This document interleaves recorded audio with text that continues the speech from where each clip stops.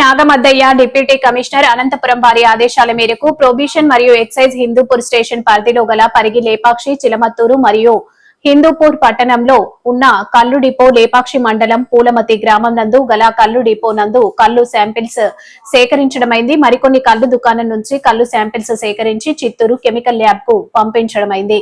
కల్తీ కల్లు అరికట్టేలా కల్లు అమ్మకదారులకు కౌన్సిలింగ్ నిర్వహించి కల్తీ కల్లు విక్రయదారుల మీద పీడీ యాక్ట్ నమోదు చేయడం జరుగుతుందని, అలాగే కల్లు తాగేవారికి అవగాహన కల్పించి కల్లు తాగడం వలన కలిగే అనారోగ్య జీర్ణ వ్యవస్థ మీద వాటి ప్రభావం కల్లు మీద ప్రజలకు అవగాహన కల్పించడమైంది. అలాగే కల్తీ కల్లు కలిగి ఉన్న అమ్మినా తయారు చేసిన కఠిన చర్యలు తీసుకునబడునని పేర్కొన్నారు. ఈ కార్యక్రమం నందు ఎస్ఐలు Prithvi, Farooq, Narayana Swamy, head constables Narasimha, Venkatesh, Ramana, Satish, constables Anji, Ravindra Kumar, Rangadama, Siva, Sudhakar మరియు ఉస్మాన్ తదితరులు పాల్గొనడమైంది.